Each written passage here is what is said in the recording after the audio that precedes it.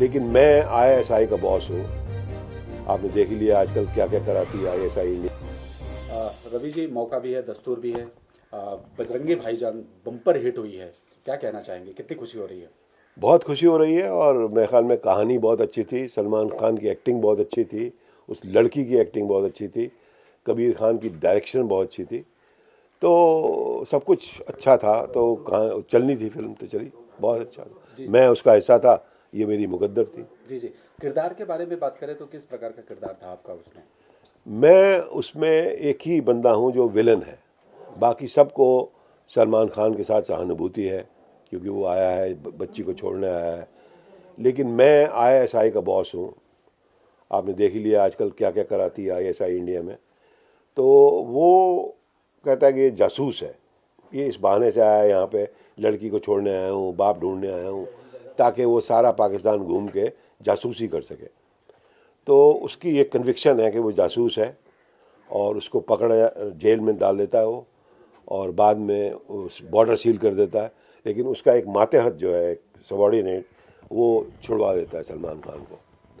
तो बड़ा अच्छा रोल था और उसमें खासियत छोटा था, 5 सीन थे, 3 रह गए एंड में क्योंकि क्लाइमैक्स था, तो बड़ा टाइट क्लाइमैक्स होता है, उसमें तनाव बहुत होता है। तो मेरे ख्याल से रोल छोटे बड़े नहीं होते, एक्टर छोटे बड़े होते हैं। लेकिन जैसा भी रोल था वो ऐसा रोल था कि मुझे कोई भुला नहीं सकता, जी और उसकी वजह से मुझे विलन के रोल मिल रहे हैं। जी जी।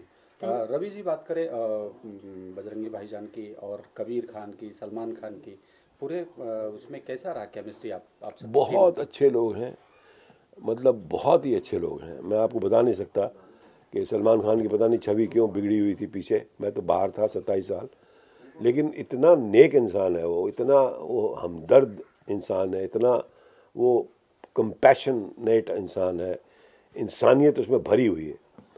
और कबीर खान तो उनका तो जर्नलिस्टिक बैकग्राउंड है, पत्रकारिता करते रहे वो, मैं भी करता रहा, उन्होंने भी अफ़गानिस्तान कवर किया, मैंने भी कवर किया हुआ। तो बड़ी अच्छी मुलाकात रही, बहुत अच्छे 2-3 दिन वहाँ गुजरे पहलगांव में उनके साथ।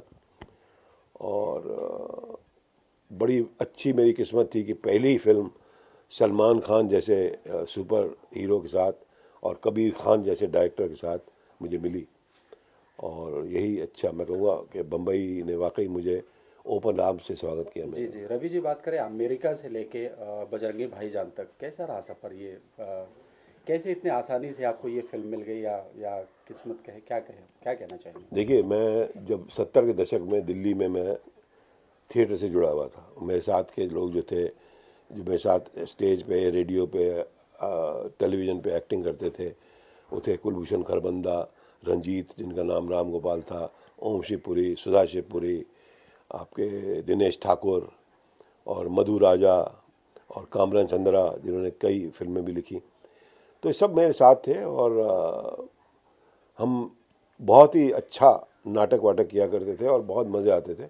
बस ये फ़र्क पड़ा कि मेरी मदर चाहती थी कि मैं पत्रकारिता करूं और अमेरिका जाऊं, और मैं वो सारे बॉम्बे आ गए और उन्होंने अपनी फिल्में शुरू कर दी और अच्छे सफल हुए वो। और मैं अमेरिका में देख के जलता था, मैं यहाँ आ गया हूँ पत्रकारिता करने, वो देखो कहाँ पहुँच रहे हैं। तो जब सब खत्म हुआ, 27 साल वॉइस ऑफ अमेरिका के साथ काम किया, खबरें लिख लिख के बोर हो गए, खबरें कवर कर करके, तो मैंने कहा अब मैं जितनी ज़िंदगी बची है मैं बॉम्बे चलता हूँ।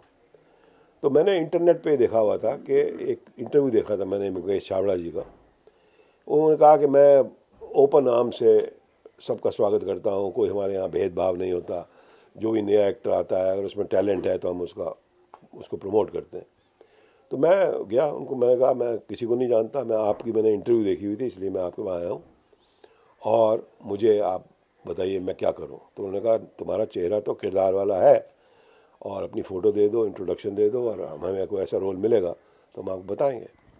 तो फिर उन्होंने मुझे बजरंगी भाईजान के लिए बुलाया। जनवरी में मैं आया था, फरवरी में उनसे मिला, मार्च में मुझे ये रोल ऑफ़र हो गया था, और मई में मैंने ये रोल शूट कर दिया।